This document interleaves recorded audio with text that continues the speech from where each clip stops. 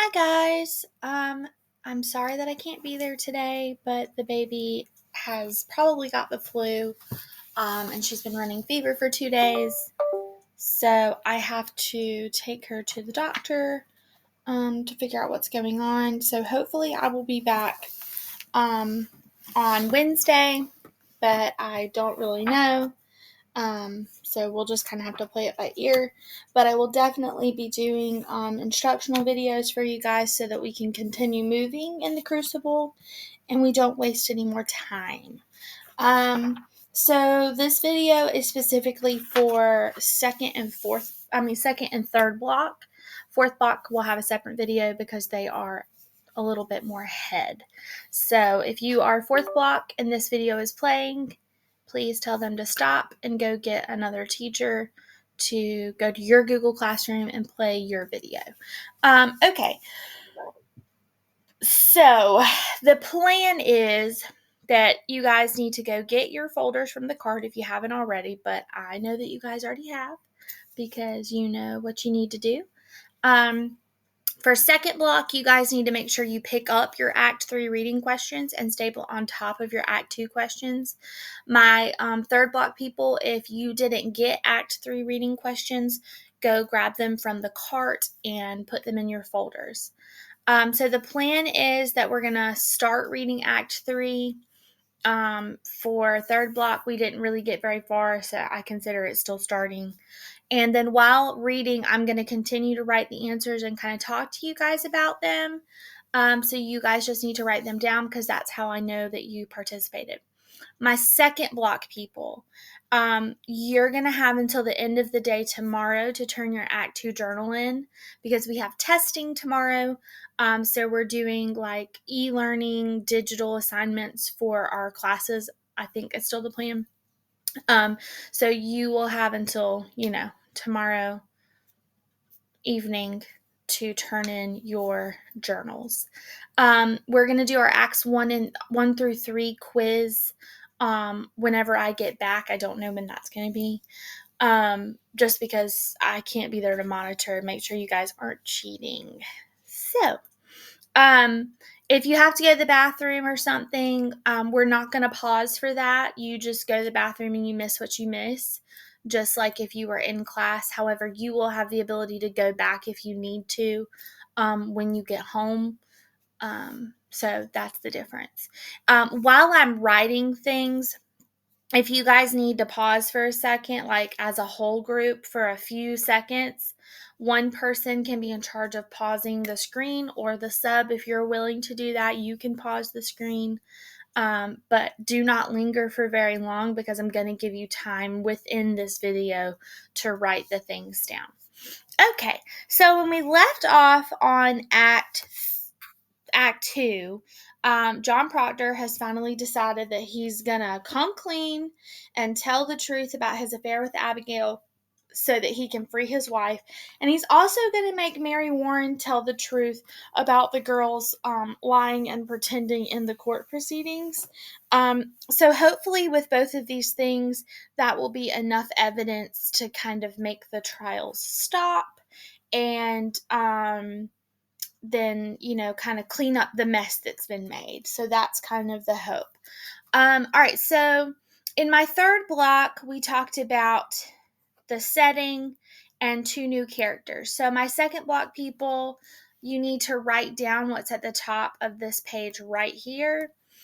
So Act 3 starts on page 1137. So I'm going to pause for a second, let you guys go get your folders really quick, do it really quickly, or you guys can pause me, just pause me, and when everybody's got their folder, press play again. All right, so Act 3 starts on page 1137 in our book, and we find out that the setting is in the vestry room of the Salem Meeting House, now serving as the anteroom of the General Court. So basically, this starts off in the office of the church that they have turned into a courtroom. It eventually ends up in the courtroom or in the main church. But because this is a theocracy, any government affairs happen at the church, because remember, a theocracy is a government run by religious laws. So if it's a government run by religious laws, then the church is technically where things need to happen. Okie dokie. So our two new characters are Judge Hathorne, who is a man in his 60s. He's bitter, mean, remorseless. He doesn't, regret or apologize for anything he's done. And he is a Salem judge. So he lives in this community. He's familiar with these people. Judge Danforth is our second character. And he is actually not from Salem. He's from Boston, because he is actually like a high up government official. It actually calls him Deputy Governor Danforth. So he's very high up, which is why he's been sent down here, because this has become such a big deal. Even in the surrounding communities, he's going to surrounding communities to deal with the witchcraft that has now spread to those communities as well. All right, so he is a man in his 60s. He's very respected, serious about his job and protecting his religion, and specifically making sure religious laws are upheld. So second block, make sure you have this written. Third block, make sure you have this written. The wording might be a little different, and that's okay. Just have whatever you already have. All right, so the first question that we're going to be looking for is, why does Giles break down in front of Danforth? All right, so it says, through the partitioning wall at the right, we hear a prosecutor's voice. So the wall that leads from the office to the church. So it's Judge Hathorne's, he's the bitter one, asking a question.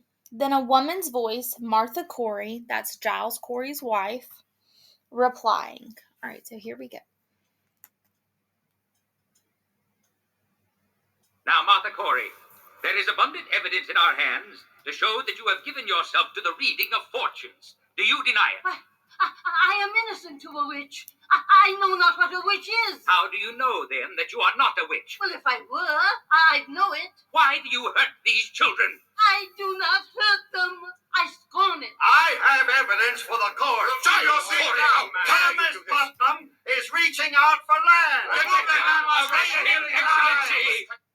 Okay, so right here, we kind of, for the first time, get to see the types of questions that accused witches were asked. And so Hathorne says that, we've heard that you're reading fortunes, and Martha Corey's like, no, I don't do that. And she says, I don't even know what a witch is. So how could I be one? And Hathorne's response is, well, if you don't know what it is, then how do you know that you're not?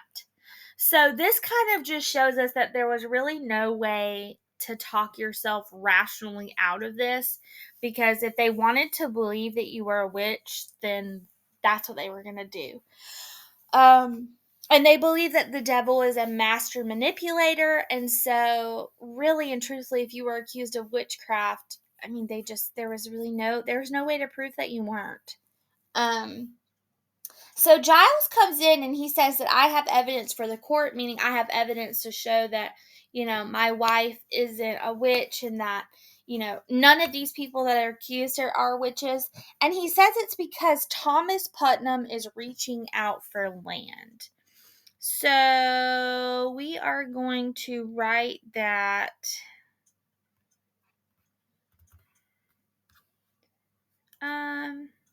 Let's write that under number 9. Just write part of that. Obviously, we're not going to write the whole thing. We're not going to answer the question yet because we don't know the answer. But this is part of it. So he claims that Putnam is accusing, people of witchcraft to get their land. All right, so that's the first thing we find out. We're going to talk about what the proof is that he has whenever we get to that. Okay, so just make sure that you have that written. I'm going to try to make it a little bit bigger for you. That's number 9. We're writing it under number 9. All right, there's more to that. That's not the whole answer, but just make sure you have that part. Okay, so we're going to keep going. We're on 1137 in the second column where Danforth, where Hathorne's voice says, "Arrest him, Excellency." Lies! I have evidence. And why will you not hear my evidence? Hands off, damn you! Let me go! Giles! Out of my way, Herrick. I bring You evidence. cannot go in there, Giles. It's a court. Pray be calm a moment. Are you, Mr. Hale? Go in there and demand I speak. A moment, sir, a moment. And they'll be hanging my wife. How dare you come roaring into this court? Are you gone daft, Corey? You're not a Boston judge yet, Hathorne. You'll not call me daft. All right, so this is where we really find the distinguishing factor between Hathorne and Danforth. These people know Hathorne, and Giles reminds him that he's not as important as he thinks that he is by saying that you're not a Boston judge yet. And he says, "You'll not be calling me daft," which means, have you gone mad? Have you lost your mind? Are you stupid? That's basically what daft means. All right, so enter Deputy Governor Danforth, and behind him, Ezekiel Cheever. Remember, Cheever's kind of like the police officer that used to be John Proctor's friend, but now he's kind of not acting like a friend. Reverend Paris, he's trifling. So we know Reverend Paris. That's Abigail's uncle and Betty's daddy. All right, so on the appearance of Deputy Governor, everyone falls silent. So that's how we know that he's respected, because they all get really quiet. And it says he's a grave man in his 60s, which grave means serious, in his 60s, of some humor. So he's a rational man, and sophistication that do not, however, interfere with an exact loyalty to his position and his cause. So that's where we get the information about him being serious about his job and protecting his religion, because he has an exact loyalty to it. Okay, so, all right. So Danforth, looking directly at Giles, says, Who's this man? Giles Corey, sir. And a more contentious... I am asked the question, and I am old enough to answer it. My name is Corey, sir. Giles Corey. I have 600 acres, and timber in addition. It is my wife you be condemning. How do you imagine to help him? So him saying that he has 600 acres and timber in addition, the reason he says that is to kind of show that he's not just some nobody in this community. To have 600 acres means that he's a land-owning person, which means that he would have been asked about decisions in the community. He would be a part of the group that made decisions for this community. He would have been well respected. That means he would have had money and influence. So he's just reminding Danforth that he's not just a nobody. He's not just a poor person. He is a respected member of the community. For cause with such contemptuous riot. Now be gone. Your old age alone keeps you out of jail for this. They be telling lies about Do my you wife, take it sir, upon and yourself to determine what this court shall believe and what it shall set aside? Your Excellency, we mean no disrespect. Disrespect indeed. It is disruption, mister. This is the highest court of the supreme government of this province. Do you know it? Your Excellency, I only said she were reading books, sir, and they come and take her out of my house. What books? It is my third wife, sir. I never had no wife that be so taken with books, and I thought to find the cause of it, do you see? But it were no witch I blamed her for. I have broke charity with the woman. I have broke charity with her. Excellency, he claims hard evidence in his wife's defense. I think that in all... Okay, so Giles breaks down because he tells us right here that the reason that he is upset is because he knows that he's the reason that she's in jail. Because if he hadn't gotten so caught up with the trials, he would have never said what he said. So he says that she was reading strange books that stopped his prayer. But what we know about him is that her books didn't stop his prayer. Giles Corey only started going to church once he married Martha. Before that, he really didn't go to church, involve himself in church, or anything like that. It wasn't until he married Martha. And because Martha was such a devout Puritan Christian, she went to church all the time. And so Giles had to start going. And so the reason that his prayer is stopped is because he's being nosy about what she's reading instead of focusing on his prayers. And he only just recently even learned any prayers. So he just really couldn't remember him. So the answer is he knows he is the reason that she is in jail. Because he said she was reading strange books that stopped his prayer when he just couldn't remember them. And so he knows that it's his fault.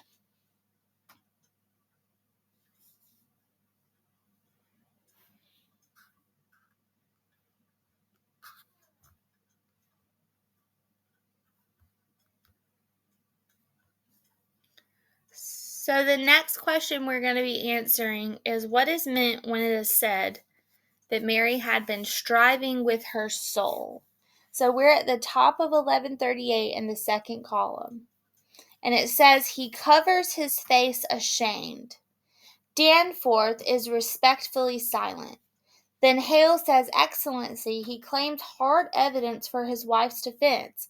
Hard evidence means, it's like actual factual evidence.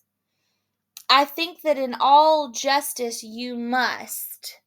And then he gets cut off, and Danforth speaks. In all justice, you Then must. let him submit his evidence in proper affidavit. You certainly are aware of our procedures here, Mr. Hale. Clear this room. Come now, Giles. We're desperate, sir. We've come here 3 days and we cannot be heard. Who is this man? Francis' nurse, Excellency. His wife's Rebecca that were condemned this morning. Indeed. I'm amazed to find you in such uproar. I've heard only good reports of your character. I Mr. think Nurse. they must both be arrested in contempt, Right, sir. now, Joe. Okay, so Danforth just said, I'm amazed to find you in such uproar. And he says that to Francis Nurse. He says, I have only good report of your character, Mr. Nurse. So what that tells us is just like when Reverend Hale came to town, he knew who Rebecca Nurse and Francis Nurse were. And because Francis and Rebecca Nurse are upstanding Puritans in their community, okay? They are like the model of what a good Puritan woman, a good Puritan man, a good Puritan married couple look like. And so even people outside of Salem in the surrounding communities also know who the nurses are. And so Danforth knows them and, knows them to be good people. So he says, it surprises me that you're in an uproar because, it's the Bible says something about not being quick to anger. And so he's basically saying if you're in an uproar and you're quick to anger, then, it kind of makes me question as to whether you're actually the good Christian that they say that you are. When in all actuality, Francis Nurse is just fighting for his wife's life. And so it's just natural human, it's just a natural human reaction to be super emotional, especially with something so serious. Excellency, we have proof for your eyes. God forbid that you should close them to it. The girls, sir, the girls are frauds. What's that? We have proof of it, sir. They're all deceiving This you. is contempt, sir. Contempt. Peace, Judge Hawthorne. You know who I am, Mr. Nurse. I surely do, sir, and I think you must be a wise judge to be what you are. And do you know that near to 400 are in jail for Marblehead to linen upon my signature? I do, sir. And 72 condemned to hang by that signature? Excellency, I never thought to say to such a weighty judgment, you are deceived. Okay, so we just found out that Danforth, and we're going to write some of this under number 3, okay? So just skip number 2 real quick and go down to number 3. Danforth has signed off for 400 people to be arrested and 72 people to hang for witchcraft. So if he has done that, then that means, sorry, give me just a second. No. If he's done that, then that means that he has believed these girls enough that he himself has allowed 400 people to be arrested, and that he himself has sat through trials with 72 people that he decided were witches, and now they're going to hang and be killed for being witches. Okay, so hold on to that thought.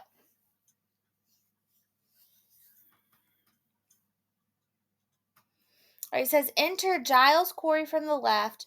All turn to see as he beckons Mary Warren with Proctor.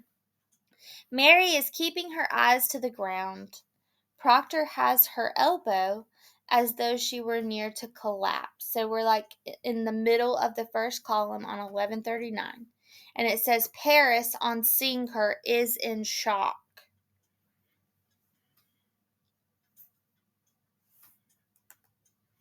Mary Warren, what are you about here? She would speak with the deputy governor. Did you not tell me Mary Warren was sick of bed? She were, Your Honor. When I go to fetch her to the court last week, she said she was sick. She has been striving with her soul all week, Your Honor. She comes now to tell the truth of this to you. Who's this? John Proctor, sir. Elizabeth Proctor is my wife. Beware this man, sir. This man is mischief. I think you must hear this girl, sir. Okay, so Giles says, so Danforth says, why haven't you been in court, Mary Warren? I thought you were sick. And then Giles answers for her and says she has been striving with her soul all week, Your Honor. She comes now to tell the truth of this to you. So what it means by she was striving with her soul is that she feels guilty for lying and has been trying to find the courage to turn on the girls and admit that they have been lying. So that's what it means by she's been striving with her soul. Basically, she's been trying to get the courage to do the right thing.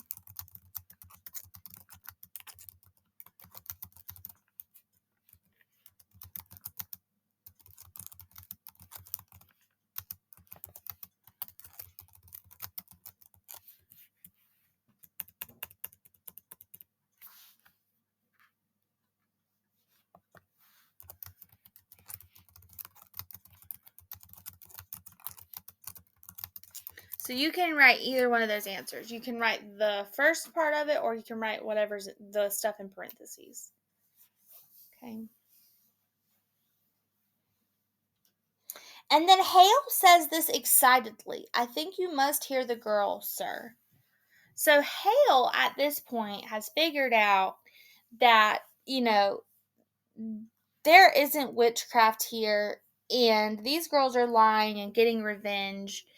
And unlike the rest of these people, unlike the judges, unlike, all the other people, he really would rather have his reputation ruined than innocent people die. And he really means that. Okay, so that's where he's so different from the rest of them, because he's willing to let his reputation be ruined, if that's what it takes. Okay. What would you tell us, Mary Warren? She never saw no spirits, sir. She never saw no spirits. Never. She has signed a deposition. No, I accept no depositions. Tell me, Mr. Proctor, have you given this story out to the village? We have not. They have come to overthrow this court, Your Honor. I pray you, Mr. Paris. Do you know, Mr. Proctor, the entire contention of the state in these trials is the voice of heaven is speaking through these children? I know that, sir. You, Mary Warren, how came you to cry out people for sending their spirits against you? They were pretense, sir. I cannot hear you. It were pretense, she says. Ah, and the other girls, Susanna Walcott and the others, they also are pretending? I said. Indeed. Surely, Your Excellency would not think to let so vile a lie be spread in open court. Indeed not. But it strikes hard upon me that she will dare come here with such a tale. Now, Mr. Proctor, before I decide whether I shall hear you or not, it is my duty to tell you this. We burn a hot fire here. It melts down all concealment. I know that, Let sir. me continue. I understand well a husband's tenderness may drive him to extravagance in defense of a wife. Are you sure in your conscience, mister, your evidence is the truth?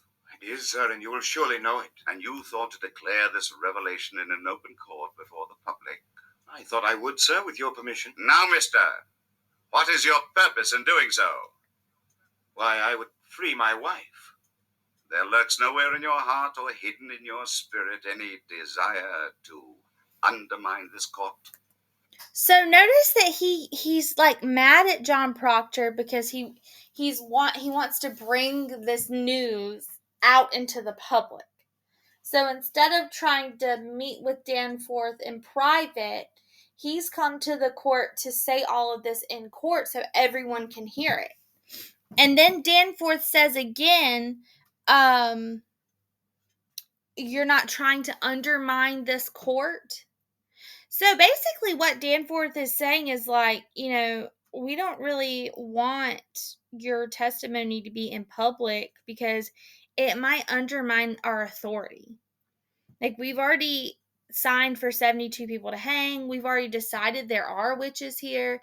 And if you come in here with all this stuff, and you put doubt into people's minds, then our authority is going to be undermined. So he doesn't like that. Okay. All right. So he also says, we might not have gotten there.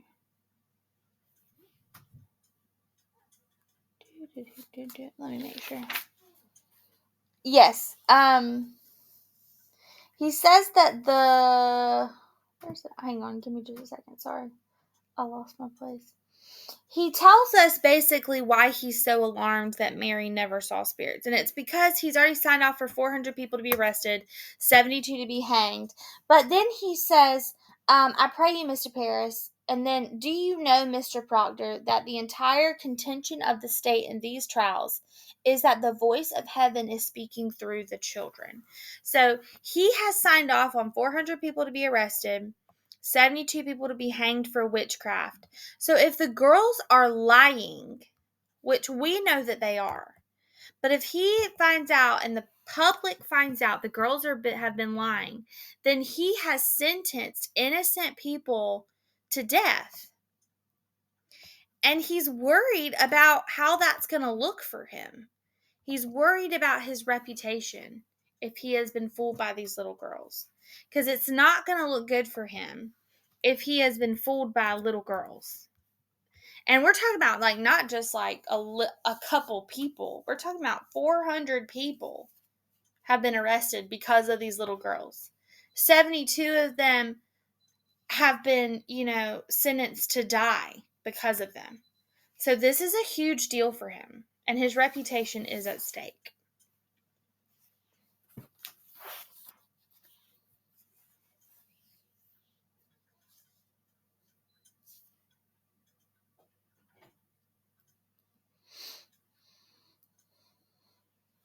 All right, so Cheever, who has not been asked a question at all, just starts giving information, okay? So he's supposed to be Proctor's friend, but then he basically is telling on Proctor, trying to make him look bad, because he knows things about Proctor as a friend that most people don't know.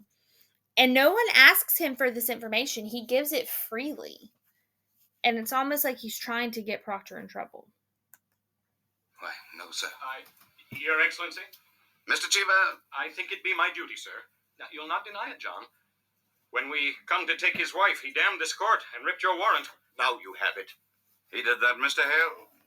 Aye, he did. It were a temper, sir. I knew not what I did.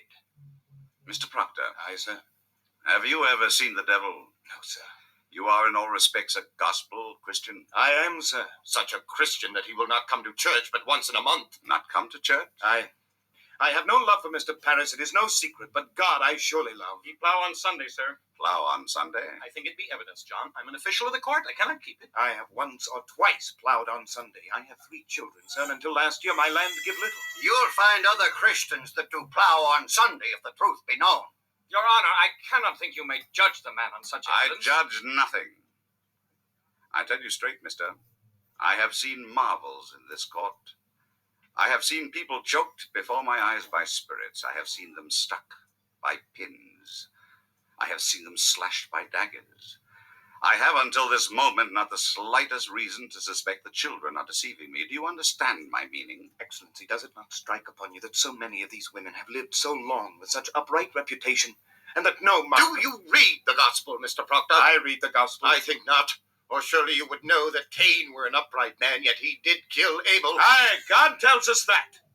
But who tells us Rebecca Nurse murdered 7 babies by sending her spirit out on them? It is the children only, and this one swears she lied to you. Okay, so John Proctor is being very different in this act, okay? Usually we see him and he's like super powerful, people respect him or they're scared of him, and he's usually very angry or forceful. But in this act, he's more reserved, quiet, polite than he usually is, because he knows he has to be careful if he wants to free Elizabeth, okay? But Reverend Paris, on the other hand, number 6 is where I'm going to. So I just answered number 4, now I'm going to number 6. Reverend Paris, on the other hand, keeps interrupting, because it tells us several times that he is sweating, okay? But that just shows us that he's nervous, because he knows how it's going to look and how, it's going to ruin his reputation if the truth is told that the girls have been lying.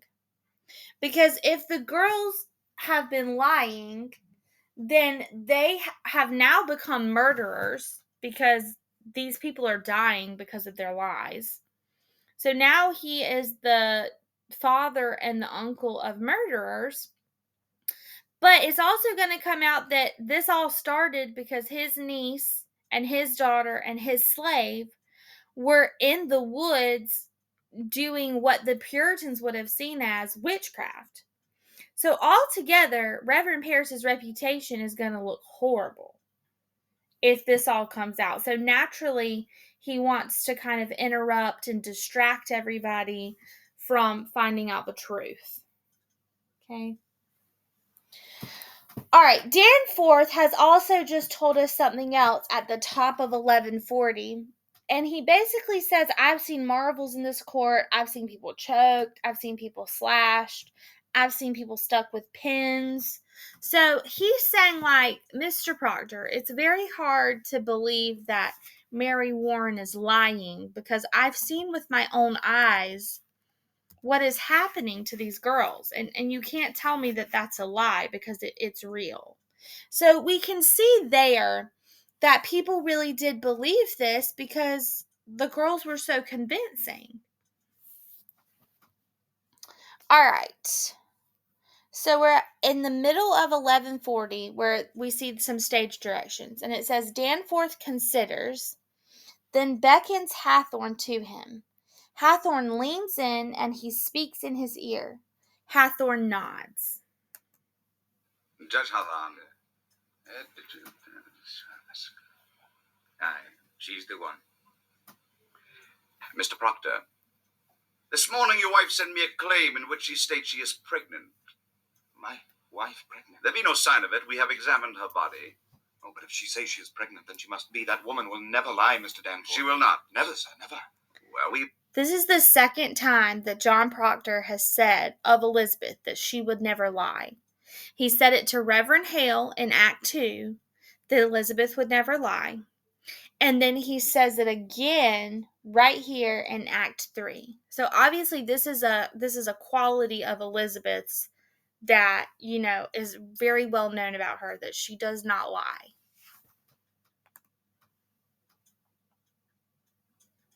Hello. You have thought it too convenient to be credited. However, if I should tell you now that I will let her be kept another month, and if she begin to show her natural sign, you will have her living yet another year until she be delivered.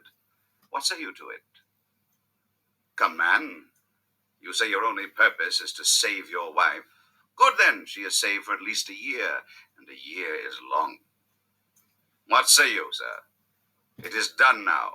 Will you drop this charge? In conflict, Proctor glances at Francis and Giles. So he's considering dropping the charges because now he knows at least Elizabeth isn't going to be killed because she's pregnant. Okay, so he says she's going to be spared because she's pregnant, which is number 5. She's going to be spared because she's pregnant, because they won't kill the child who didn't commit the sin that she committed. So they don't punish the child because the mother sinned. So they would let her live until the child was born. Okay. And so Proctor considers this for a minute, but then he looks at Francis and Giles and remembers that this isn't just about Elizabeth. So Giles and Francis Nurse need Proctor's testimony. They need Mary Warren's testimony to free their wives as well. So in all actuality, Proctor's goal isn't just to free Elizabeth, but it's also to free their wives, which technically does mean that he has to, tell everybody that the court has been fooled. So in all actuality, he is trying to overthrow the court because the court is wrong. And as soon as Danforth figures that out, the whole situation changes for Proctor because Danforth is not going to have his authority questioned. Okay. All right. We are at the very top of 1141. Think I cannot, sir. Then your purpose is somewhat larger? He has come to overthrow this court, Your Honor. These are my friends. Their wives I are judge you also- not, sir. I'm ready to hear your evidence. I come not to hurt the court, Your Honor. Marshal, go into the court and bid Judge Stoughton and Judge Sewell to declare recess for an hour. Let them go to the tavern if they will. All So it says in the stage directions, Danforth with a sudden briskness of manner. So him being so quick to be like, all right, well, let's start the court then, because, you say you want to submit your evidence. Sorry, I had to come hide in my bedroom because the baby's sick and doesn't feel well and she keeps screaming.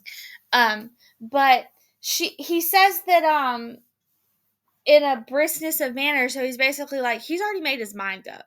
He's like, let's get this over with because you're coming to overthrow the courts and I'm not going to let you overthrow the courts.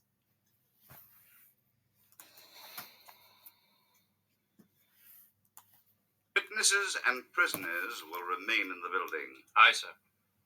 If I may say it, sir, I know this man all my life. It is a good man. I'm sure of it, Marshal. Now, Mr. Proctor, what deposition do you have for us?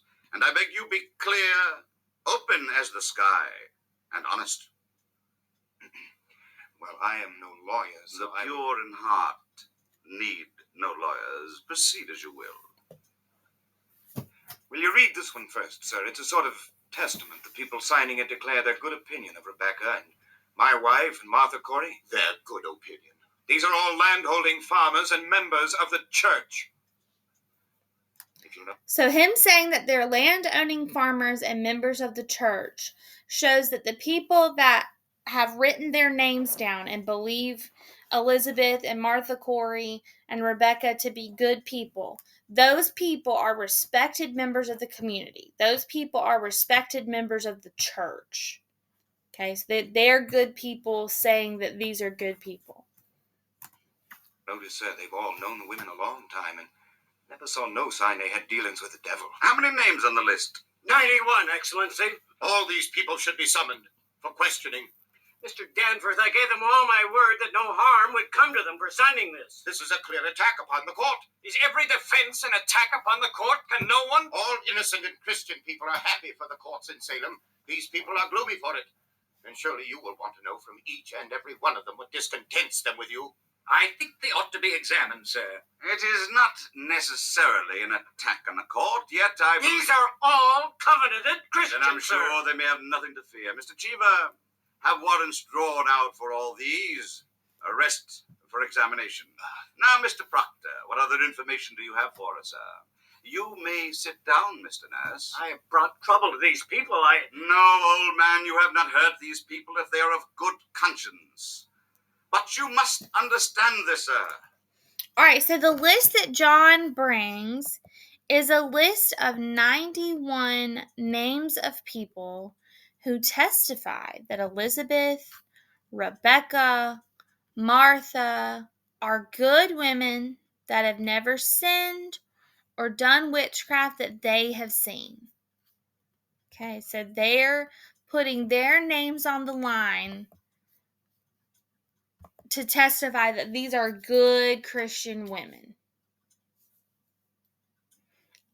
And then what happens is that all 91 people, because they said these women are good women, then Danforth has them arrested to be questioned because they signed it.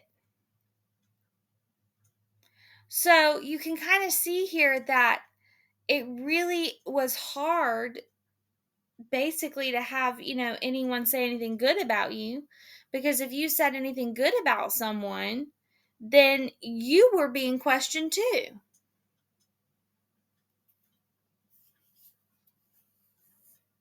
And not questioned, in favor of them, but now you're questioned for also being a witch because you obviously are hanging out with the witch. So it really just shows that these, once they were accused, there was no proving they were innocent. It was that they're now guilty, and if you disagree, then you're also guilty. So it was very dangerous.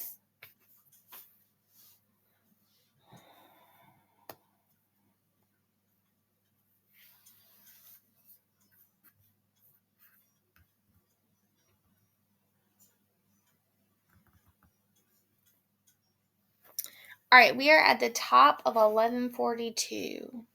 So Danforth just got done saying, because Francis Nurse is so upset because he promised those people that nothing bad would happen to them, and then now they're going to all be arrested because he asked them to stand up for his wife. And he says that he's brought harm upon these people. And Danforth says, "No, old man, you have not hurt these people if they are of good conscience." But as we can see, it's very, very hard to prove that you're of good conscience. But you must understand, sir, that if a person is either with this court or he must be against it. There is no road between. So you either agree with the decision the court makers make, or you disagree. And if you disagree, then you obviously are not, following the will of God, because they are government officials, they are religious leaders, and they know what they're talking about. And so therein lies the problem of the whole thing. A person is either with this court or he must be counted against it. There be no road between. This is a sharp time, mister. A precise time. We no longer live in a dusky afternoon when evil mixed itself with good and befuddled the world. Now, by God's grace, the shining sun is up, and them that fear not light will surely praise it. I hope you'll be one of those. She's not hearty, I see. No, sir, she's not. Mary, remember what the angel Raphael said to the boy Tobias. Remember it. Aye. Do that which is good, and no harm shall Wait come. on you, mister. John, my deposition. Give him mine. Aye. This is Mr. Corey's deposition. Oh? Okay, so the quote that John just gave Mary, it says, remember what the angel Raphael said to the boy Tobias. And so, in the Old Testament, it says at the bottom, in the Old Testament, the archangel Raphael guides Tobias, an exiled Jew. And what John Proctor says that Raphael says is, do that which is good, and no harm shall come to thee. So he gives this quote to Mary as a way to give her courage. Do that which is good, and no harm shall come to thee. So he's trying to give her courage to, stick with the plan, to prove that these girls have been lying, to save these people in the village. And he's encouraging her by saying, if you do the right thing, if you do the good thing, then you won't be punished for it. And Mary Warren says yes, because she says, okay. All right. So Giles wants John to hand Danforth his deposition. So we're going to find out what that is. And we're going to be at number 9.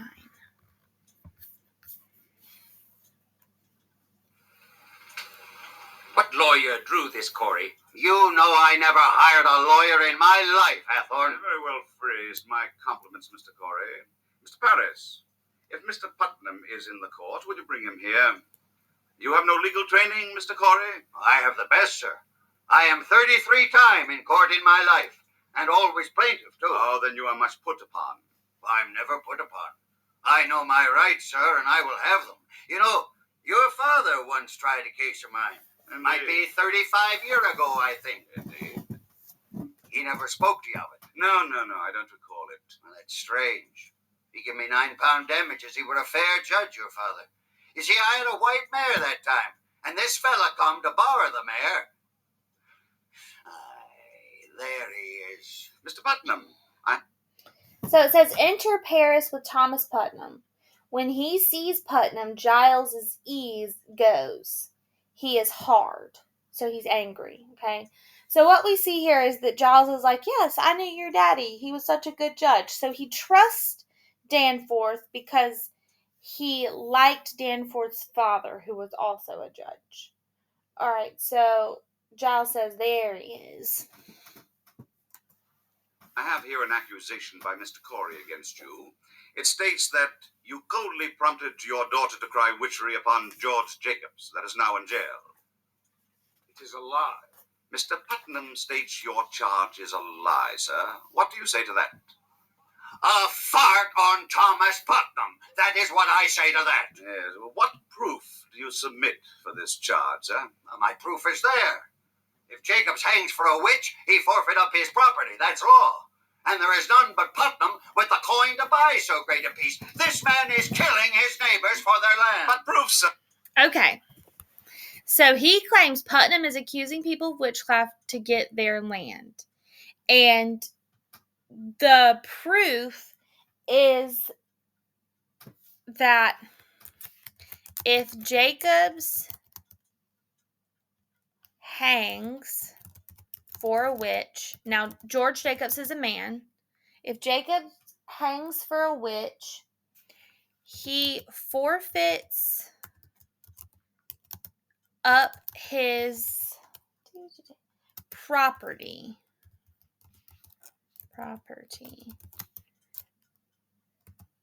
Because that's the law.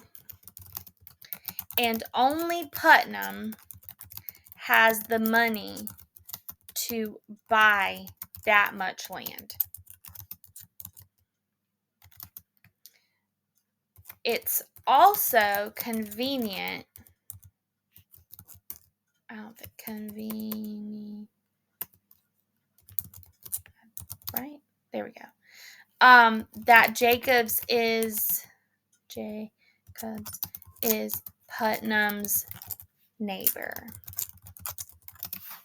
Okay.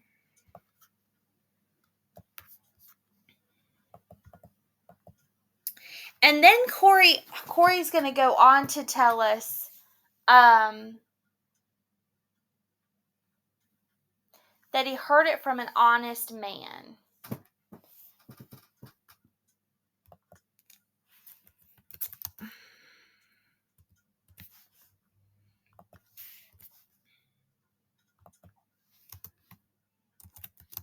He heard from an honest person that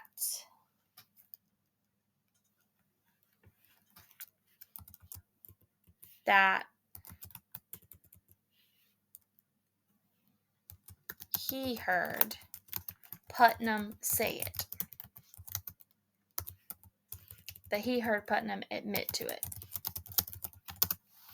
So, he claims Putnam's accusing people of witchcraft to get their land. And then his proof is that if Jacobs hangs for a witch, he forfeits up his property because that's the law. And only Putnam has the money to buy that much land. Jacobs is also Putnam's neighbor.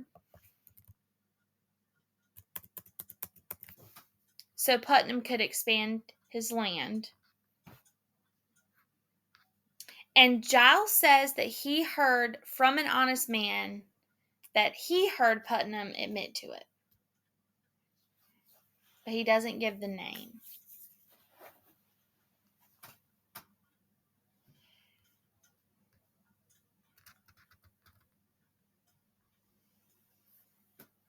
Alright, this is kind of where we're going to stop. We're going to finish out this one little page. Okay? Proof. The proof is there. I have it from an honest man who heard Putnam say it. The day his daughter cried out on Jacobs, he said she'd given him a fair gift of land. And the name of this man?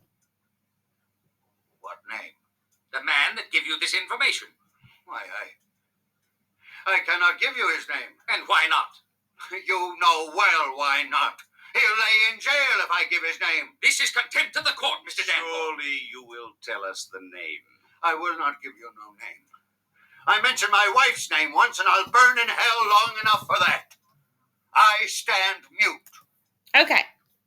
So this is where we're going to stop. So Giles refuses to mention the name of the person who gave him this information because he mentioned his wife's name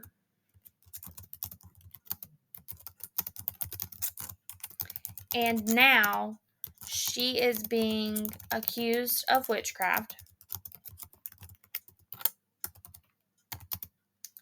They asked 91 people to testify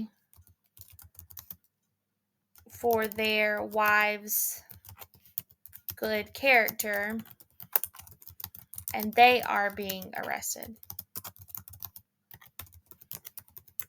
So he doesn't want the same to happen to this person.